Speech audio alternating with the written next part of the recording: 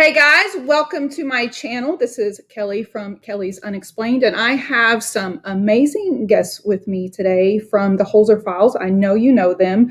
They are on the Travel Channel. They have had 2 seasons out already. I am with Shay and Dave. Will you please welcome them to our show? Hello guys, how are you? Doing good. How are you? Good. I was telling y'all backstage, it's about to storm, so we are going to make it through it. And just in case I get cut out or disconnected, that's what it is. So, you're gonna Blair Witch us halfway through it. The lights start flickering, and Shane and I are left alone in our little boxes. I've got to create the ambiance. I've got to create the mood. It just follows me wherever I go, but absolutely. So I know you guys are super busy, and I am honored to have you on my channel. I know y'all have probably got better things to do, but I am into the paranormal. I love your show. It is completely different. The whole vibe, the way you approach the paranormal is different than a lot of the other shows where they just kind of tell the history behind it, jump in. So I would like to know a little bit more about Hans Holzer. I've watched a lot of it and kind of gotten an idea about his personality from the way that y'all have opened it, your investigations, the way you've talked about him in your show. But I read, Dave, that you were one of the last ones that kind of interviewed him or talked to him before his passing not too long ago, I guess in 2009. Is that right? Yeah, it was 2008, I think, is the interview, okay. And we were his last radio interview before his passing in 2009. Can you kind of just give me an idea of his personality before we kind of jump into his investigations and all of that? If you watch any of the YouTube videos, you get a great feel for who Dr. Holzer was. He was a take no prisoners, take nobody's Gump kind of personality, and kind of a man's man. Yeah. And when we had him on our show, mind you, this was in the twilight of his career, and he was watching all of these shows explode that he had been, the forefather of. He was the first guy on TV with a Ghost Hunters TV show back in the day. And he wrote over 144 books, and he was not happy when I had him on the show. He was very dissatisfied because he's not a fan of all the technology, or he wasn't at the time, because at that point there was no technology specifically designed to try to communicate with the spirit world. So he just thought you needed a good transmedium, and that's it, nothing more, right? So I'm doing Alexander's accent of Hans, which sounds nothing like it from either one of us, but he believed in being in the moment, having a good transmedium, communicate with the spirits. He would take copious notes and audio record and videotape when he could, so that way every element of the investigation was captured, which made our job so much better, because Shane and I were given the keys to this magical world of Oz, where we could go in and listen to these original recordings, see the original footage of Hans walking this property. And it was really incredible. Unfortunately, it was not all maintained great, so we may only have a 2-minute clip of video that survived from that location, but it's still kind of neat when you can see him splash there walking through America's Stonehenge, and then we're there filming our episode following his footsteps. But he was he was not pressed with TV paranormal programming at the time. He just believed you need a good recorder, a good transmedium, and the ability to listen and research, and that was it. And he has since made his presence known to his daughter, Alexandra, through electronic means. So the tools that he was not keen on are some of the tools that he is now making himself known through. Yeah, and I actually read that part. He has presented himself to his daughter, Alexandra, and in dreams and EVPs and things like that. And one of my questions on my note cards is, has he presented himself to you guys in any way?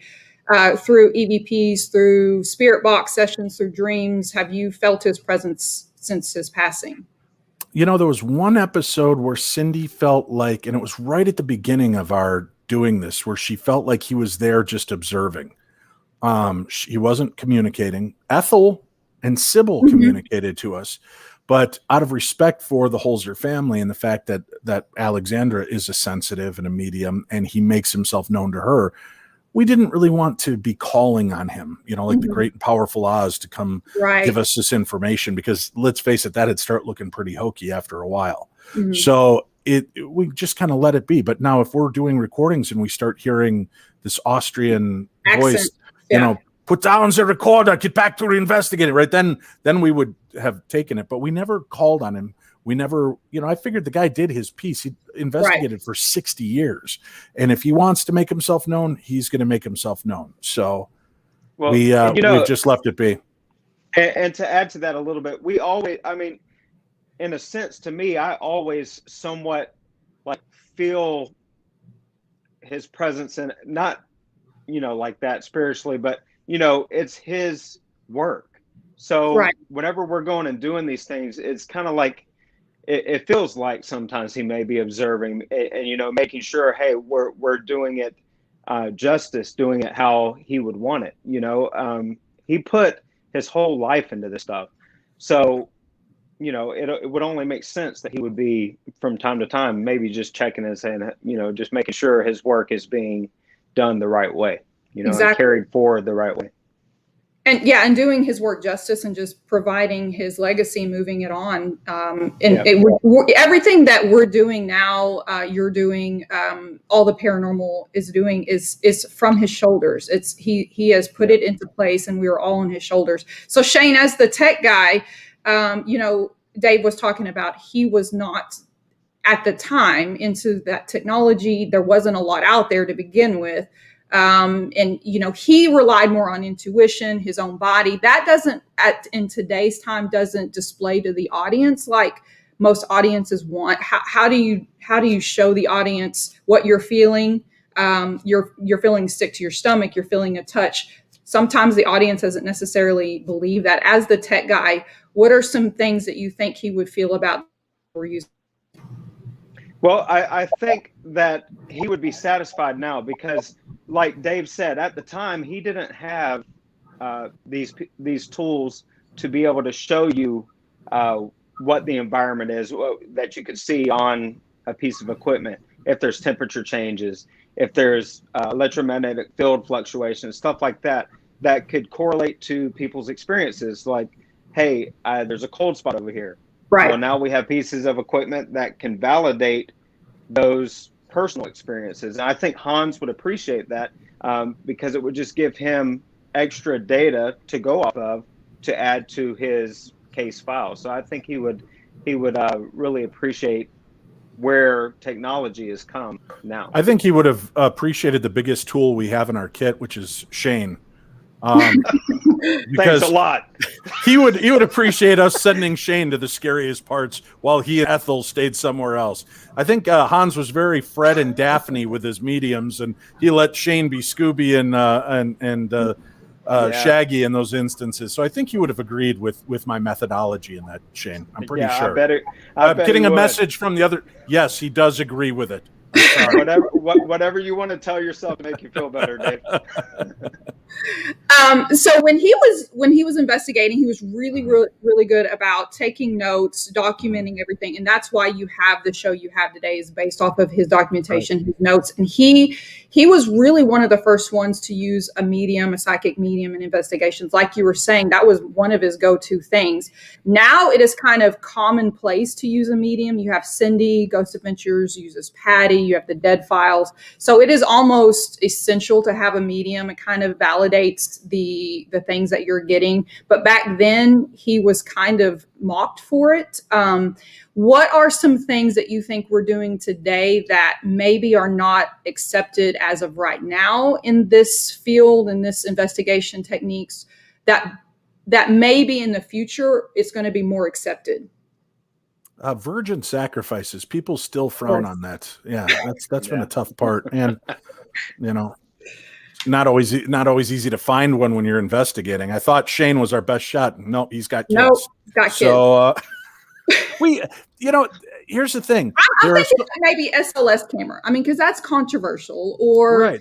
I don't any know. of the tools are controversial because, again, listen, I'm not an engineer. I couldn't tear it apart and tell you what's working inside of it. And Bill Chappell and Gary Galka will tell you why they set it up the way it is, but both will tell you, I don't know what's reacting with it. I mean, obviously we jump to the conclusion it's ghosts. Maybe we're influencing it. Bill Chappell started his company called Digital Dowsing, where he created the original digital dowser, which was this unit like this, and it had lights on either side, and you would use it as a dowsing rod. So if the lights on the right lit up, you knew to go to the right. If the left, go to the left. And if they crossed, you knew that you were at the right place. But then he started to realize that using these digital technologies, it was by removing the human element, sometimes we weren't getting the same response or same kind of connection. Hans didn't just use a medium. He used a trance medium. And he would let them go into these deep trances. And part of what's been great, I think, for all three of us, Shane, Cindy, myself, and certainly for Gabe and Alexandra in watching these episodes is we'll go to a case where, we're going to do the Ocean-born Mary house. Hans took a lot of flack for that because he wouldn't sign off that this was a haunted house. He knew there was something rotten in Denmark, but he wouldn't completely sign off on it. And people called him a hack and a fraud for not signing off on it because of all the people that had seen ghosts there. And lo and behold, here we come in there 50 years later to uncover that the guy that was running the house with his mother, very Norman Batesy sounding, he would make her dress in a white gown and appear in the window looking down at them, or she would walk the perimeter of the property at night when people were driving. They'd see this woman in white. Yeah. So you realize that Gussie, right? Wasn't that his name? Gussie Smith or something? Yeah, and they would even tell that the pirate had come there and buried his treasure, and he would charge $1 to rent a spade to go out for an hour and dig and look for the treasure. And Hans just wouldn't sign off because he knew there was something wrong. And here we come 50 years later, we're able to uncover the truth. Not only was everything that he was afraid of validated as being false, we were able to find the actual Ocean-born Mary house and really kind of put our final stamp on a case like that. So we've been able to take what he was scoffed at 4 years ago, whether he believed or did not believe. And in all these instances, we're finding that he was right. With no technology, with no Google search, with no newspapers.com, this guy honed in and knew his stuff. He knew when things were off. He was sensitive as well. So he had a lot vested into this besides just wanting to write a book. He wanted to get things right. Very, very powerful. And I think, his name was on this and he was invested personally. I was listening to his daughter talk.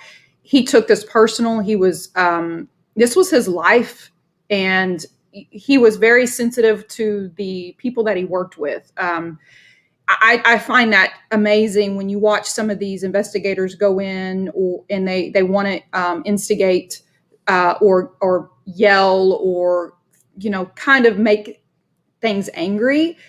He was more of a de-escalator. He wanted to calm things down. He wanted to find the answers. And I love that style. And I'm so glad that y'all are bringing the light of the forefathers like him. Let me ask you about the Amityville house. I saw on one of your podcasts not too long ago that, and correct me if I'm wrong, that y'all are not going to go there. You don't want to go there. Is that correct? Oh, no. That's not it at all. We did last Thursday. I did a show called Holzer's Ghosts, and it was the horror and haunting of Amityville. So I had on there Laura DiDio, who was the original reporter that was on the scene for all of this, and she walked those halls with Ed and Lorraine, and she walked those halls with Dr. Holzer, and she was there from the beginning with the Lutzes. We spoke with a gentleman that did the documentary with Danny Lutz, the son, My Amityville Horror. We talked with Tim Yancey, who was great friends with George Lutz. So here's what the truth is. Amityville does not allow, and they will not give filming permits to film.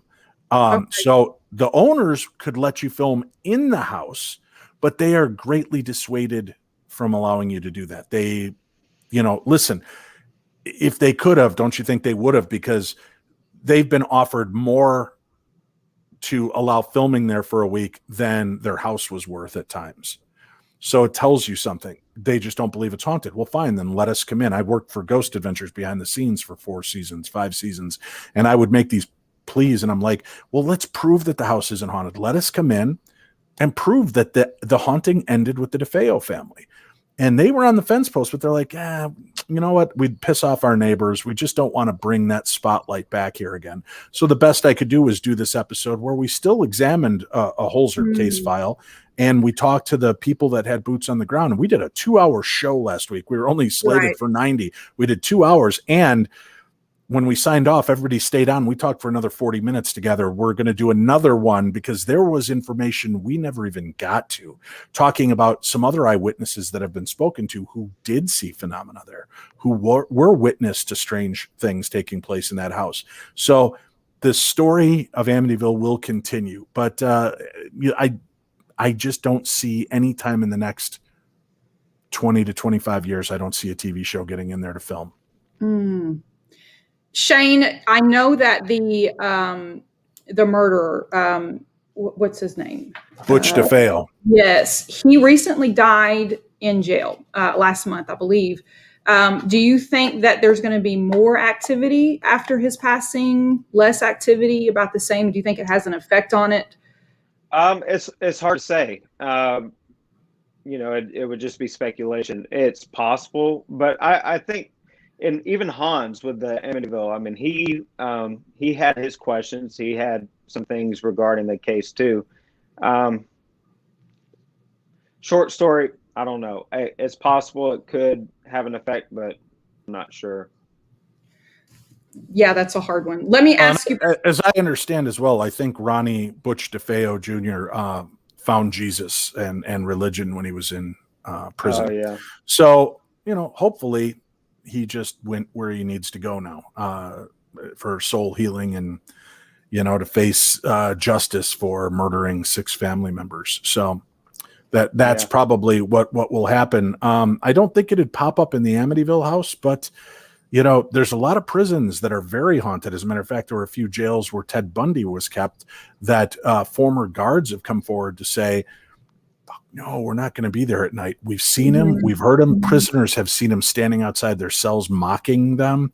So Ted Bundy's kind of that sadistic freak that I think you would continue to be bothered by at locations. I think Butch DeFeo is probably just gone. I wonder if they buried him with the family, though. That'd be interesting. I'm going to look that up. Yeah. I recently went to Missouri State Penitentiary. Have y'all been there? No. Pretty wild. I have not edited all the footage and put that together. That was my first penitentiary. It has a gas chamber there where they have death row there, but they didn't do lethal injection. They did gas chambers. The gas chamber's still there. The straps are still there. You can sit in the chairs that they sat in. Shut the door. I didn't even know that they had gas chambers at penitentiaries. I thought that was just a Holocaust thing until I got there and sat in one, and EVPs, spirit boxes, apparitions like crazy. It was the wildest thing. It took me several weeks to kind of cleanse and come down hangover from that one. So that kind of reminds me of the story you were just talking about. Ed and Lorraine Warren and Hans, did they interact with each other? They were about the same. They kind of started the paranormal around the same time. Different philosophies as far as religion goes. One was very Catholic based. Hans was not. Can you tell me if they had any interactions? Because I know Ed and Lorraine Warren was at Amityville, but yet their religious background varied differently. And how does that affect investigations? There's video from KPIX, I think it is. I showed it on last week's episode where Hans Holzer was talking about that. And at one point, he's talking about Amityville, and he's like, well, some people believe there's a demon, but I don't believe in that. That we'll leave it to those other two. So he was very dismissive of the Warrens. But, the Warrens were groundbreakers, and they did a lot. There's I don't want to speak ill of the dead. I really loved Lorraine. I met her. I loved her. She was such a sweetheart. She was charming. She did my show, Darkness Radio, multiple times. I've talked to authors who helped them write their books, and something to consider, they would hire horror novelists to write their books. One of them that wrote the story about Carmen Reed that became the Haunting in Connecticut book and Haunting in Connecticut movie. he just straight out says that he would witness little phenomena and he would be like, I don't know how to make this something. And they're like, you're a writer, make it big. And that was it. So that was his claims. Mm-hmm. And there were quite a few people that claimed that situation came forward. You know, when we talked on our radio show with Guy Lyon Playfair, who was the lead investigator with Maurice Grosse of the Enfield poltergeist case. I had talked to him, and this was right when the Conjuring 2 was ready to come out. If you remember, there were all those movie posters that said from the case files of Ed and Lorraine Warren. And on our show, I asked him, I said, so what can you tell us about Ed and Lorraine Warren? And Guy Lyon Playfair said, he came in, he pulled me inside and said, we can make a lot of money doing this. You know, let us in on this case with you. And he shot him out. So they only met with the family twice. The movie certainly made it seem different, but you notice that after our interview went viral and that snippet went out there, and you could find that snippet on my Darkness Radio YouTube page. Mm-hmm. The movie posters vanished and came back just saying the Conjuring 2, the Enfield poltergeist, and they no longer claim to be from the case files. But I think that had more to do with there was some guy who had purchased rights to their movies. And after the first one was such a major success, he tried suing. And so they took a case that Ed and Lorraine kind of bumped into, but were not heavily, situated. And they got the family behind them to release this movie. So they could release this movie as really not one of their case files, but one that they, had an outside vested interest in, and it became a Hollywood movie, which they blow things out of proportion in the Hollywood movies anyway. Right. They were entertaining as hell. There's no doubt about it. And it was great. But, every one of our forefathers that did the paranormal investigating took heat, Sir Arthur Conan Doyle, many of the major investigators from the Psychical Research Society in England and in America, Harry Houdini, for even looking into it, people mocked him, but he went in to try to disprove it and dispel it. And so there's been a lot of people that have come out, D. Scott Rogo, Dr. William Roll, Dr. Barry Taff, the UCLA Paranormal Parapsychology Center. And I can't remember the woman's name, Norma. I can't remember, but she ran that. They took a lot of heat, even though they were backed by the universities, and a lot of these universities would then shake them loose and treat them pretty horribly. So I'm glad that some of these people are getting that push to be seen again. And I really hope you're going to see some Holzer file movies, not about our little motley crew, but about Dr. Holzer being in the movie and watching him walk through these moments and some of the terrifying experiences that were being related to him. So I hope he gets some of the recognition he really should have as one of the forefathers in our field. Absolutely. I to be honest, I have not heard about him as much as Ed and Lorraine Warren, and he has done some fascinating, amazing things that I think, like you said, he obviously needs the credit for. I have a question from one of our viewers. Shadow Hunters Paranormal says he has he's met y'all several times at some of your conferences, says y'all are great guys. His question is, besides Amityville, has there been any other cases that Ed and Lorraine investigated that Hans Holzer has also investigated? Same location, maybe not necessarily same time, but just the location. I'm positive of it. They were involved in a lot of cases, and sometimes they would go seek the cases after they broke, and Hans would write about them, and the Warrens would, eventually be called in or go look to see if they could put their stamp on it as well. So I'm sure that they cross paths, but I honestly cannot remember. And we've looked at thousands of case files, so it's hard to remember where we saw these crossovers take place. Hans Holzer had enough cases that we could probably do 10 seasons without repeating one location. And we could probably do another 10 seasons where we could filter going between new locations and visiting places we've already been to. So, hopefully. Speaking of seasons. Yeah. Season 3. Can't talk about it. Up in the air.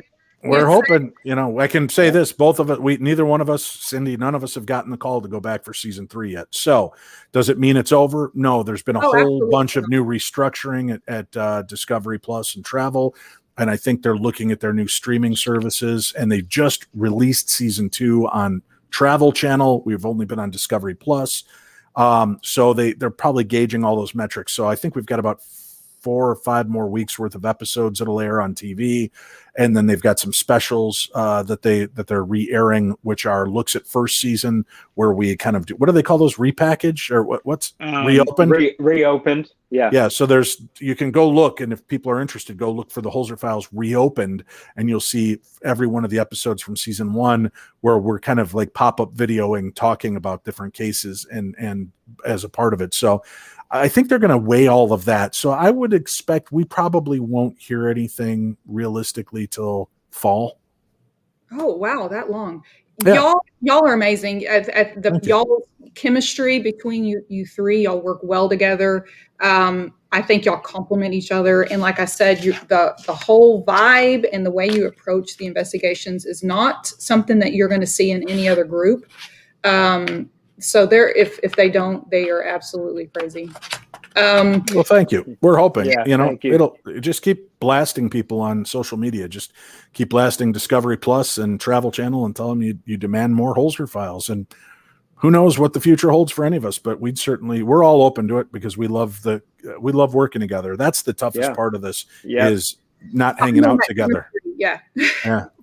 We were, I think right now, as a matter of fact, Shane, I think I just got the message in my pictures. I think today was the wrap of season 1. I think that was our final episode, was today that we got done filming there. So, season 2, we started filming a little later than we stopped with the pandemic, and then went back to it in the spring or summer, and then, went through the fall on that. So it's just weird not to see Cindy and Shane except for online. And now I've just got to sit back and live vicariously through Shane and his new searches program that he's doing online, where he's investigating with 2 other guys. Oh. And you never even hear him talk about me, but that's I do talk about you. My video on YouTube. I know talk about you. Well, thank God I'm working with you guys, because Dave Schrader's an asshole. That's what I hear whenever I've watched him. No, not at all. Shane is out of Georgia. I'm out of Arkansas, because I found that out backstage. He's out of Georgia. Where are you located out of? I'm from southern Minnesota. Does that count? Southern Minnesota. No, that's not south enough for you, Shane. Southern Minnesota. Come on. If it's negative 15 degrees on like a normal summer day, probably for you guys, I mean, I would not be able to survive there. I mean, I can't survive with 45 degrees. His southern accent just got real thick. Did you hear that? Yeah. I mean, come out there. Is it negative 15? You can kiss my ass. That is not how I sound, man. Okay.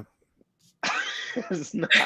What were the words? There were some words that would come out that would crack us up on set because. Oh yeah, creepy, man. That's creepy and weird. That's weird and creepy. We'd all be freaked out about something. Shane would be like, "That's weird and creepy."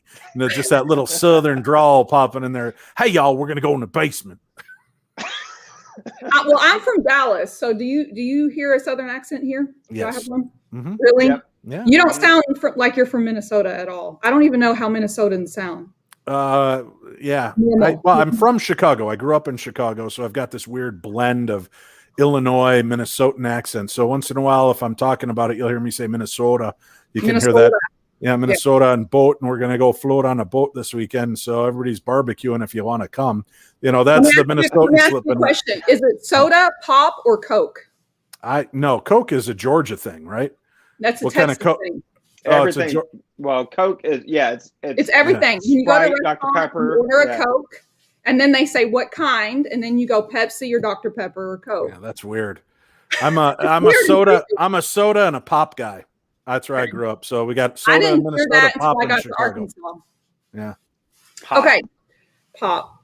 I am actually, I don't know if you know this about me. I'm a full-time high school history teacher. I teach American and world history all day, every day.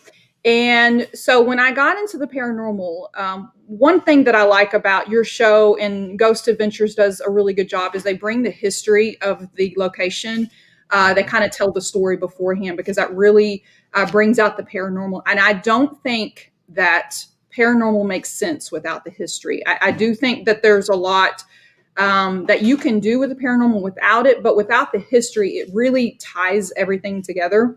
And I think it's really cool to teach history with paranormal, because when you see a ghost or you hear about a Civil War soldier, it was like, oh, that wasn't just a name or a date in a history book. That was a person. Here's their story. I recently heard on one of your episodes that most historians are skeptics. I don't know if you said that in passing, or if that is something you've kind of gotten out of experience. I'm a huge believer as a historian. What has been the reason behind that? Why do you think historians mainly are skeptics? I'll weigh in if you don't mind. Then Shane, you could jump in. I think what it really came down to is kind of the edict from the organizations that run it. They want the history. They don't want to talk about ghosts. And what a lot of these organizations have come to realize is that over time, the people coming to learn the history are fewer and fewer. And if you talk about the ghosts, you can still tie it at, why do we see this ghost? Well, let me tell you about this point in history. And suddenly there's this, this deal. So a lot of the historians that are skeptics all take Shane and I aside afterwards and be like, we saw this walking down the stairs. I'm like, why didn't you tell me that? I'm not allowed to say that. I can't publicly say that, because they want it to be really kind of historic. We're letting you in here. You guys can do your woo-woo. We acknowledge people have made these claims, but we can't go on the record and say, yes, it's haunted. So they have to be cautious, but I think that's changing. And when I worked for Ghost Adventures, I was a location scout and researcher. I would get these places that are telling me like, we're already a dying business right now. Last thing we need is to be haunted. I'm like, are you kidding me? That would business. Yeah. Hey, my friends run the Palmer House Hotel here in Sauk Center, Minnesota, which is crazy haunted, legitimately crazy haunted. And it's such a cool place to visit, and this crazy rich atmosphere. But a lot of people want to just dismiss and that can't be true. This isn't. And then, they were doing okay. And I got them on Ghost Adventures. And that was, I think, 7 years ago. And they replay that episode at least 2 or 3 times a year. And they haven't had a lull in business, I don't think, in 7 years. So it is good for business. And I think people, honestly, this, Kelly, I'll tell you what, if I was in your classroom, I would be zoned in on everything you had to say if it had a cool ghost story attached. So if you were telling me about her history and then could tie it into now, why did I tell you that story? Actually, in my classroom, a lot of my students are subscribers. They watch my stuff. Cool. And my daughter is a huge history buff too. And she loves the American Revolution. And I think a lot of it had to come with Hamilton. She loves to sing, and she got into Hamilton. And so I kind of taught her. She was about the singing and I was about the history behind it. Okay, let me explain to you what's happening in Hamilton. There's a reason. And then she asked me, she said, Mom, can we go to San Antonio? We heard about the Alamo in history class, and you can investigate there. And I said, absolutely, let's go. So she's 14, she's starting to get into it. And it's all about the history and making these people's stories real and meaningful and valid. And they're just like us. I mean, isn't it disappointing? I don't mean to besmirch the Alamo, but you get there and it's like an old burned out Taco Bell. Yes. It's just very small. It's in that shape of like the Taco Bell. You're like, this is it. I was expecting something, and it's got like strip malls all around it and a hotel across the street. It just, it's like Amityville. When you go see the house, it totally shatters your illusions, because in the movies, it's always this house set up on the hill with the water in the background, and it's far away, and you can understand how 6 people could be methodically murdered and no one could hear. And then you go there, and it's like suburbia. The houses are this far apart from one another, and the sidewalk literally is about 20 feet from the sidewalk to the front door. And it's like, oh, this doesn't feel scary at all. This is way too close and suburban.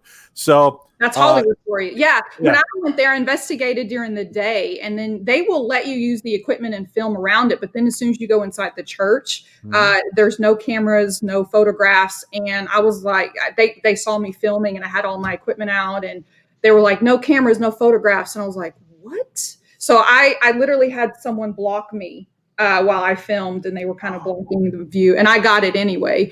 Shane, we need to disconnect. We can't go with somebody that's illegally doing that. Goodbye. Oh. So tell me, Shane, answer my question about history. What do you think? Yeah, so I think that a lot of the historians, they have to go off of the documented facts, the documented history.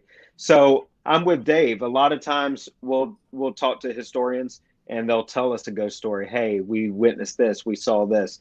But they're going off of documented facts. And I think that they take that seriously because of all of the research and stuff that they've done. So yeah, whenever you ask them, they'll say, yeah, we're really skeptical of this stuff, but they'll take you behind the scenes and they'll tell you the ghost stories like Dave was talking about. So, and what's funny is there were times during our show when we uncovered things they didn't know about their own history. And we proved that what they thought was true was not true. And what they were touting as part of their history, they had to alter it because it wasn't what they believed all these years. And we had the documentation to prove it. So I'm very proud of that. Yeah, and it shocked the hell out of them too. I remember those. Which case are you allowed to say? No, okay. No, because they're, I don't want people to think, oh, the historians don't even know their stuff. It was only at a couple places out of the 23 we filmed at, but it's great when you can go in and kind of unearth a nugget that they're like, wait, what? Yeah. And didn't Hans have that kind of issue with the Native American burial ground? Where he said that this used to be a Native American burial ground, and they were like, no, this did not. Do you know what I'm talking about? Again, it's in that video. Go go to Darkness Radio, YouTube.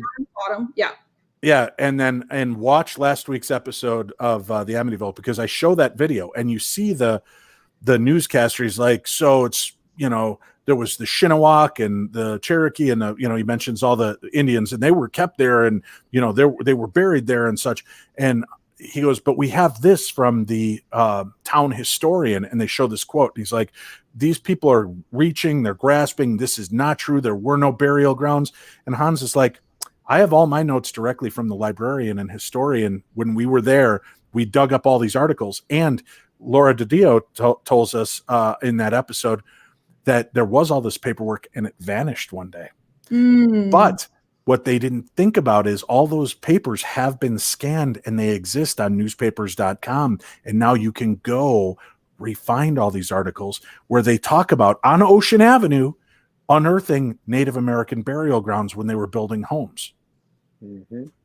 Badass. Love it. Uh-oh. What the hell? Is that a shadow figure? It's a sign. It's a sign from Hans. Let's see if I can get him to make his presence known. Hans, come here. It's your green screen. Come here. Let's see if I can get Hans to appear on camera. Come here, Hans. Uh-oh. Come here, boy. Come here, Hans. It's his dog, yeah. Hans. Hans knocked over my lamp. Love it. Man, he's getting big. Yeah. This is Hans Holzer Schrader, creator of the Holzer files in my backyard. Oh, you named him that? Yeah. Oh, yeah. That was so sweet. We got him right when the show started, and I said, we were going over names, so we all agreed Hans Holzer Schrader. God, this is my big dumb. He is massive. He is just about a year and a half old. Shut up. Hey, Hans. We're waiting for his ears to perk up. He's looking. Mom just walked in the room, so now he's all excited and ran over to her. She had to come readjust my light because he's not having it. Dad, you're on too long. We aren't cuddling. Let's get going. So sorry, I'll cut it short. No. Okay, let me ask you a question about reincarnation. Believe? Mm-hmm. No belief? Yes. Believe. Yep. There's a reason why. Can you explain your belief behind that? I'll just do a quick one. Mm-hmm. Some of the cases that Hans Holzer's done and that we got to revisit. There was some really interesting stuff, and I'll let Dave probably elaborate a little bit on that. But yeah, some of the cases that he's done, there's some uncanny situations that even further validate my belief in all of that. Have y'all ever done like a past lives reading or thing like that where you kind of uncovered yours? Not ours. I haven't. But on our episode at Lambert Castle in season 1, we had a woman who kept feeling drawn. She kept having dreams about this castle. And then she and her husband were out one day and they stumbled on Lambert Castle in New Jersey, I believe it is, or New York. What is it? It's one of those two. I think it's New Jersey. It's this castle, literally castle in this town. And she walked in and she knew her way through there. She recognized this. She knew her way. So we actually had Damian Bertrand, who's a very famous and well-known and respected hypnotherapist, do a past life regression on her in that episode. And it was really compelling to watch him walk her through. And she didn't connect immediately. We went through about 4 or 5 life cycles before she got to the family that lived there. So that was even more compelling to me. But I've interviewed, there's a great book called Soul Survivor. And it's about James Leiniger, who was this little boy who, when he was very young, like 3 years old, he would be sleeping and he'd be screaming, fire, fire, little man going down, little man going down. His mom would come in. She's like, what the hell is wrong? You know? And this kid was having memories of crashing in a plane. And as he got older, he would have more and more memories that he could talk about. And he knew his name. He knew what kind of plane he flew. And the dad was very skeptical. We had the mom and dad on our show, and I think James popped on, but he laid out some information and, he put his kid to the test. He's like, so what kind of, plane did you fly? And I don't know plane. So I'm just going to say, it was a Sopwith Camel, S1112, right? Like Snoopy flew. That's a real plane, the Sopwith Camel. Yeah. So, and the father looks and there was no Sopwith Camel on that destroyer. And he goes, well, I looked and it wasn't on there. And he goes, well, it wasn't for most of the time, but the last 6 months of our detail. And the father dug deeper. And sure enough, in the last 6 months, they started launching Sopwith Camels off of this destroyer and or aircraft carrier. And at one point, the father had a map out and he goes, where were you shot down? And the kid points to it. They contacted the Japanese consulate, I believe it was. The Japanese people went out there and found the plane. So they paid to bring him out, and they floated him over the plane, and he threw a wreath in the water. It was very emotional. It's an amazing story. You had this little boy on your show. Yeah, we had his parents on the show. We only talked to the boy for a few minutes because he was still very young when I think he was only like 10 or 11 when we talked to him. Was season 1, episode what? I'm going to watch that. Well, that was on my radio show, Darkness Radio. But the book is called Soul Survivor, Soul Survivor, and it's about the story of James Leiniger. So that was a case that really influenced me. I did a story on my radio show a couple years back about the woman who believes she was Anne Frank. And, it was pretty compelling to hear some of the aspects of her story. My favorite part of it was she couldn't stop making noise while she was doing the interview. She's crinkling things and moving, and people are like, no wonder she got caught. She can't be quiet for 30 seconds. But it was funny because she knew just the way she detailed these things that happened to her when she was a child. Bill Chappell tells, the creator of a lot of the equipment we use on these shows, when he was young and he would go to preschool or nursery school, he got sent home with a note, and his mom was called into school, and they're like, your son's freaking everybody out, because the one day he took the teacher's face in his hand and he said, you look just like my wife did before she died. And he had memories of another lifetime when he was a very little boy, and it happened on multiple occasions. And you hear these cases I had one of the high school students do that to me. I don't know what I would do. I think, Kelly, if a high school student comes up and puts your hand in his face, you got more problems than worrying about reincarnation at that moment. Although I just want to go on the record, teachers didn't look like you when I went to school, Kelly.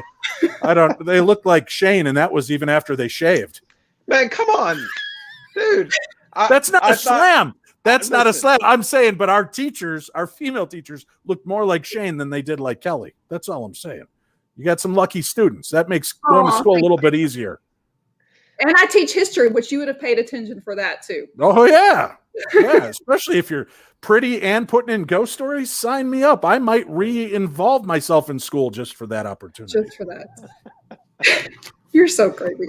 My wife's over in the corner going, I'm going to knock you out. I know. I'm sorry. I'm sorry. No. Have y'all investigated in Arkansas? I asked you this backstage, but I'm going to, for my audience, Arkansas. I know you said, Shane, you've driven through it. I've driven through, but no, I haven't investigated there. No. Do you know of any places you could go here? No. What? Okay, you have Shane's very sheltered. Crescent Hotel, the number one haunted hotel. It's even more haunted than Stanley. They claim it. It's on their website. It's on their website. It's for real. Well, I can write things on my website too. Doesn't make it real. I know. I've been there. I've been to the Crescent and I investigated the Crescent. And okay.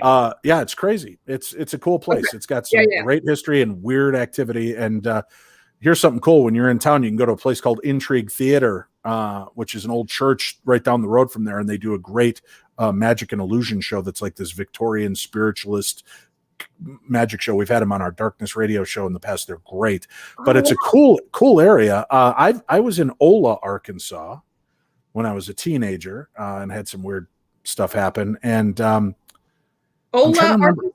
Yeah, Ola, Arkansas. And then we went to a place called Pettigene Mountain. Oh, Pettigene, yeah. Yeah, and I believe there's a ghost story there, right? Where yes.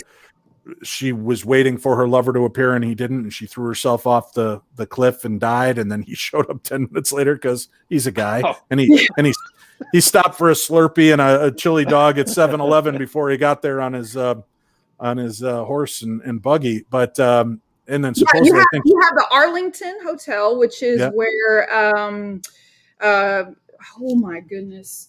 I just literally went blank. He is mafia. Al Capone. Al Capone, yes. He has his own suite there. Hot springs during the Prohibition time. Then you have like a lot of Civil War battlefields, a lot of Native American burial sites. So we got you covered if you ever come here. Season, 10 of Holzer Files, and y'all are going through all of his stuff. I don't know if he investigated Arkansas. I don't know. I don't remember. I really don't remember a case there. I don't either.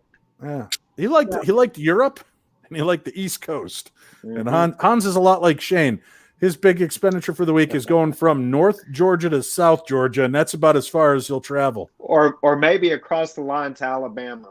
That's right. If I'm feeling a little springy, but But that's only if there's a Starbucks close by, because he won't go where there's not a Starbucks. No, a Dunkin'. Oh, Dunkin'. Starbucks. I'm sorry, Starbucks, I forgot. Starbucks is that northern stuff.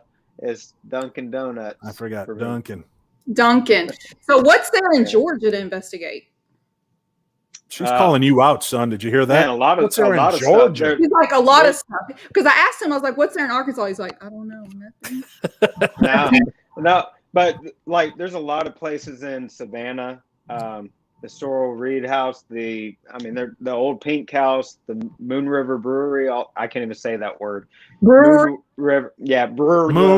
Moon River Brewery. Moon River. Ibuprofen. Okay. Brewery. Are you a Wednesday kind of person as well then? A what? You can't say ibuprofen, but I'm just wondering if you can say Wednesday, or does it come out Wednesday? Wednesday. Oh, come on. Very good. I can say Wednesday. I can't say Massachusetts. Yeah. Now you're screwing me up because I can't say it now. But yeah, and a lot of plantations, right? Yeah, a lot manors. of plantations. We call them manors now. Oh, manors. Yeah. And then there's places in Alabama. On my YouTube channel, I went to the Poly Jail. That's in Union Springs, Alabama. Yeah, there's a lot of places down here. It'd take a while for you to investigate Alabama, and we always have when Arkansas or Texas plays Alabama, it's like house divided in college football. So, and who always wins that one. So that's not a pretty time in my house. I'm not an Alabama fan. Oh, but hey, Roll for Tide. anybody, Roll Tide. Yeah. And it's because of that reason right there. You have these guys that are like, roll tide, and it's just obnoxious to me, That sounded very Texan. Roll tide. And I hate that rabbit. Is that your best Yosemite Sam coming out there, Shane? That's the best I can do, man. The best I can do. All right, guys, it has been 50 minutes. I'm trying to look at any of our comments here. If there's another question, I think there was one I missed. Let me look at. We got 2 whole questions tonight, Shane. The audience is really into this. Just do eeny, meeny, miny, mo. Yeah. I guess I didn't specify that they could ask you questions, so maybe that's what it is. So we got 9 minutes. Ask away. Okay. Have you ever been to the Lizzie Borden house? I have. Yeah, we've been there, but I didn't get to investigate. But who took you? You did. Was it a date? I bet y'all had a picnic out on the. We had a little. Of course it was, man. We've had so many. See, we could do a show just me and you. All the things we do, like, whenever we're not filming. I mean, it's just we'll go and travel. Do what? How does Cindy put up with y'all too? She doesn't. We keep apart most of the filming because we can't let on to her what we're doing. So Shane and I hang out. Cindy's off on her own most of the time. But I've been to Lizzie Borden house. I don't know what I'm allowed to say. Keep watching Discovery Plus and Travel Channel. There's an upcoming shock doc that may or may not have to do with the Lizzie Borden house coming out this year. Maybe. And I may or may not be on it. So you'll have to tune in for it. But I've been there. I was actually there when Hurricane Sandy blew in, and I was stuck there for a week. So you have to be careful what you wish for. I'd always wished I could spend the night in the Lizzie Borden house, and I was stuck there for a week with no power, and it was crazy. It was crazy and so off the hook haunted. Really weird stuff going on. So I love that place. It's just been sold, which kind of breaks my heart because I love the people that owned it. Do you know the new owners? I don't. No. They're Ghost Adventures Inc. or something like that, but they're not tied into the Ghost Adventures TV show at all. Okay. All right. Here's another one. Okay. What episode has hit closest to home with you guys? Which one resides so deeply that you'll never forget it? For me, it's Franklin Castle in season 2, because it happened to fall when we were there. It happened to fall on the anniversary. I almost lost my daughter a few years ago to type 1 diabetes, and we didn't know that she had it, and she crashed, and we almost lost her. And then here I am talking to this poor historian, and she starts telling me about the ghosts, and then starts telling me about the little girl, and I just lost it on film. Luckily they didn't show. I cried. Shane could tell you, I cried through that whole episode. They just had to keep cutting away from me.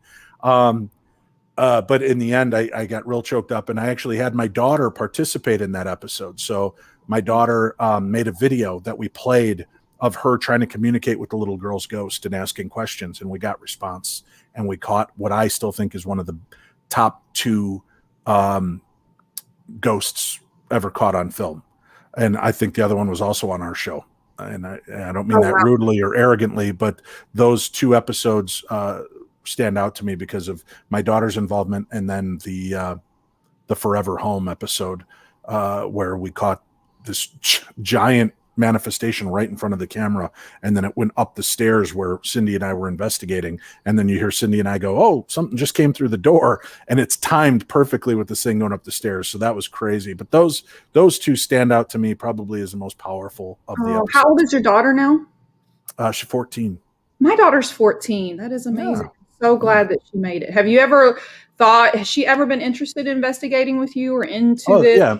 My 2 daughters, my 14 and 16-year-old, are more into the investigations. My 18-year-old son did a few. My 22-year-old son did a few. My 25-year-old daughter did a few investigations. But the 2 younger girls are more into the paranormal with me, and they like to go out to the Palmer House or places and get a chance to investigate. So what about the other 12? I was going to ask, how many kids do you have? Between my wife and I, we have 11 children. Okay. Yeah. So at what age do you feel it's appropriate for kids to become involved? Well, I'm glad that you asked that question, Kelly, because I'm also the co-author of a book called The Other Side, A Teen's Guide to Ghost Hunting and the Paranormal. I will put that down. Good plug-in. I have it available. You can order it. As a matter of fact, here's a cool kit. You can also get my Darkness Radio decal and a Holzer Files autographed card, $20 plus $5 shipping and handling. How can you go wrong? Just email me, Dave@darknessradio.com. I took a lot of Dave@darknessradio.com. I took a lot of heat when we co-wrote this book. When we wrote it, it was meant to be just a quick guide for everybody. But Twilight was hitting. And so they slapped the word teen on the cover. And then I had to go back in and put a little bit more about protection and demonology. And so a lot of people are like, why? Why would you teach teens? And I'm like, think about it. When do most of us have our experiences? When we were kids. Wouldn't you like somebody to have taught you the right things to do and the wrong things? And so you know what to do. So I stand by that philosophy. As soon as my kids were old enough to start asking questions, I'm honest, but I don't push it down their throats. Good. I like that answer because mine is 14 and she's just kind of dabbling in questioning, like I said, the whole San Antonio Alamo thing. And I'm like, I don't know. I'm buying your book. I'm going to read it. And so, yeah, I mean, I feel like if I teach her the right way, she's surrounded by it, protection, cleansing. If it's done correctly, it should be done. It's kind of like having the sex talk. If you don't tell them the sex talk and you teach them the right things, they're going to get that information somewhere else, and it's probably going to be wrong. I know it? I had to do that myself. I had to reteach Shane everything when I met him. He was taught the wrong way. We are going to be in Texas. Shane and I and Cindy are going to be at the Texas Para Unity. I'm going to be there in Dallas. Yes. So we'll be out there signing autographs and hugging babies and shaking hands and whatever you got. We're there for it. All right, Shane, you've got kids, right? Yep. Young. I have an 18-year-old, a 16-year-old, a 13-year-old, and a 7-year-old. Okay. Are they investigating with you? Are they into it? Do they ask questions? No, my 13-year-old boy though is really interested. He wants to, and his mom is kind of saying, "Oh, not yet." Okay. But he's interested. All the rest, they don't care. It's like whatever. Yeah. My dad's on TV. Who cares? So what? Going back to the question from before, what episode hit home with you? So there's a couple. One is the Barnstable house in season 1. Whenever I was down in the basement and I had that weird contraction on my head. That was season 1, season finale. So if people are looking for season finale, it was episode 10, and we caught an EVP of who I feel is Lucy saying, "Does no one hear me?" And this was we caught this. Nobody was down there. And this is when I ran out the first time because I got scared. I saw like a shadow figure coming around the corner, and I jumped up and ran out of there. But I went back to go get my recorder and all of that. And then reviewing it later, we caught that when nobody was in the basement. It's like, does no one hear me? And it was almost like, like she was trying to reach out. Yeah, she was trying to reach out to somebody saying, does anybody hear me at all? And it just kind of validated why I do what I do and kind of put everything into perspective that way. And then another one is kind of on the flip side. There was, again, season 1. It was the Howard Dickinson house in Henderson, Texas. I was affected. A lot of people say, "Oh, you were possessed, Shane," and I don't think I was possessed, but I do feel like I was feeling emotions that were not my own. And it was one of the most terrifying experiences I've ever had. I mean, I was wanting to kick Dave's ass. It was a really bad situation. And if anybody knows me, I'm normally not like that. So for me to be acting like that, he normally doesn't want to kick my ass, just 10% of the time. Yeah, just but normally I'm not like that. So feeling emotions that weren't mine and feeling like I was out of control for a moment, that is something that will stick with me forever, and I hope it never happens again because it scared the hell out of me. And how long I wasn't did it right take you to get over that? Even the next day, I was not right. Yeah, you remember, Dave? It's like I was sluggish. I was just not myself. There is a real horror movie element in that episode.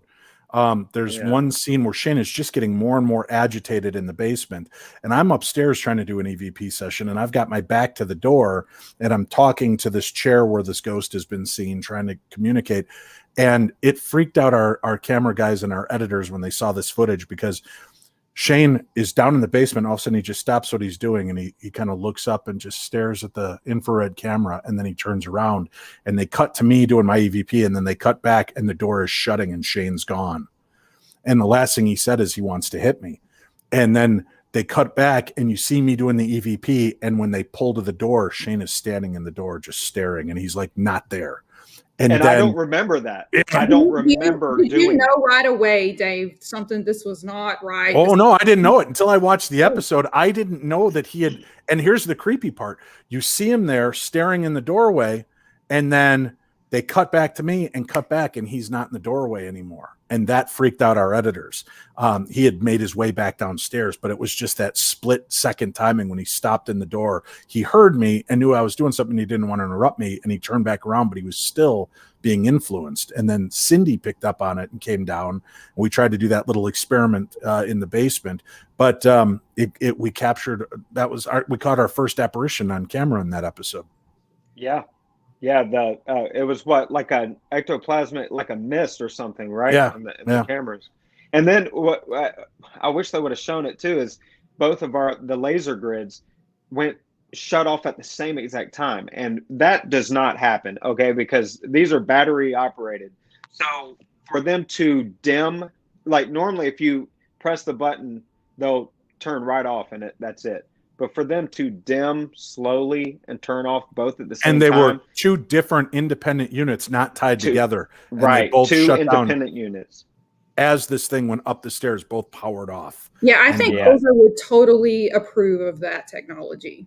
Yeah, because it just shows you, I mean, there was correlating, there was things leading up to it and even afterwards. And that's what tells us more that something is possibly paranormal is whenever there's stuff leading up to it and there's unexplained things, happening afterwards. Right. So, one of my biggest fears is, the incident with you, Shane, is that, and then bringing something home to my family, my children. And I'm sure you talk about that in your book, Dave. How do you protect yourself from bringing something like this home to your family? Well, I'm glad you asked that, because in my book, The Other Side, A Teen's Guide to Ghost Hunting and the Paranormal, written for everybody, we have an entire chapter we call Safe Hex, which is all about how to safe hex protection for you and your team. And I know you're looking at me and you say, Dave, you have 11 children. What do you know about protection? I wrote everything I know in these 4 pages. So I do prayers. We do a lot of prayers. We do, I wear medallions that have been blessed. I carried rosaries with me in my pocket at every event, at every No crystals. No, I'm not a crystal guy, but I had, some very nice. I had a different rosary for every location. So so just kind of taking in the blessings and being careful with it. But you have to be careful. At the Queen Mary, our season finale for season 2, I removed all my protective jewelry, and I didn't do my clearing prayer before I started investigating, because it was a new haunting that I'd never dealt with aboard the Queen Mary, and I'd been there 15 times. So I wanted to have an experience, and we did. Yeah, and I think to add to all of that, I think that it's all about intent too. Mm-hmm. If you're going in looking for a lot of negative, looking for those scares and all that stuff, then 9 times out of 10, that's what you're going to get. Yeah. So, but if you're intending on, okay, you're going in respectfully, you set your boundaries, say, hey, we're going to communicate, we're going to talk, but you stay, you can either move on or you can stay here, but please do not come back with any of us. Using that intent's a major thing. And I think a lot of people need to realize that a little bit more, I got another one for you guys. I know I keep saying it's the last one, but y'all are so interesting. And maybe this is in your book, Dave. Okay. So you both, and I'm not going to ask you about your past stories or how you got started or anything, but I did read that both of y'all had experiences as children. He's looking. Do you think you know what question I'm going to ask? No, I'm getting prepared with my glossary. Okay. I did, my first experience was last year. I'm 41 years old. And I just started having experiences last year. And it was because I started installing cameras at my house for just to watch over my kids when I'm not here, see who's going through my neighborhood, see if someone steals something off my front porch, things like that. No intention of catching anything. I've always watched Ghost Adventures. I've watched you guys. So I kind of had an idea of what the paranormal was. It was one of those things that it happens to other people. It doesn't happen to me. Totally believed in it, even though it wasn't an experience that I had. I cannot think of an experience as a child. Why do you think, in your personal opinion, do some have them as children, and then why am I experiencing these now? Because ever since, and I've asked this from Patty Negri, and I've asked a few other, Sean Austin, and they've had their beliefs and the reason why. But from your perspective, why now for me? Because it's legit. I mean, I'm catching full apparitions. It is very, very powerful. I've been nonstop for a year now, but I don't know why now. Drawing a blank. No, I'm giving Shane. That's hard to say. I think a lot of it too has to do with sometimes the environment, sometimes things that are going on in our lives can play a major role in it. If there's a lot of, and I'm not saying this is happening in your case, but if there's a lot of stress sometimes in a household, if there's a lot of things like that, sometimes the energy, just like whenever you're walking into a room, sometimes after somebody just got into a fight, you walk into the, it's thick and you can feel it even though you don't know what happened. I think that's the same thing, like in certain environments, the energy in that place can play a major role in that. And sometimes, it's just, it happens when it happens. People want to communicate. Spirits want to communicate whenever they want to communicate. Sometimes they do it with children because they're open and they're receptive. And then, you have children, you have a child too, right? You have children. I have a 20-year-old and a 14-year-old. Mm-hmm. Yeah. So, I mean, sometimes that could play a role in it too. You never know. It's just, it's kind of hard to say. I'm again, just speculating, but now you said this started for you a year ago? Last July. It was July 1st. 2020? Oh. Yes. No, 19. Okay. Yeah. So what could be is that, the doorway started to open for you on 2019. We were all shut down in 2020. You had more time to be aware of your surroundings. You became more absorbed into the paranormal. And once you start to steep yourself into this field, you become like a magnet, right? You might not have had that ability before, but you take a paper clip and you rub it on a magnet, and then that paper clip works like a magnet. So you're kind of rubbing yourself on the paranormal at this point, and it's attracting to you. And I think that's, I wouldn't say Shane and I are mediums at all or psychics, but we've been around it and done it enough that we can start to sense when something is changing, or it might be a good time to do an EVP session, because you start to grow with it. And I've got 15 years experience of full investigations. And then I had a lifetime of paranormal weirdness growing up. I think it's just, I don't know what your family was like. Mine was very opening towards it and encouraging towards education and not frightening me about it. So, well, I'll tell you a little bit. My father died whenever I was 5 of melanoma skin cancer. I did not grow up with him, and my mom did not take that very well. And I was in and out of foster homes quite a bit as a child. And I don't want to throw my mom under the bus, but I had a tough childhood, growing up. Was not in the home a lot.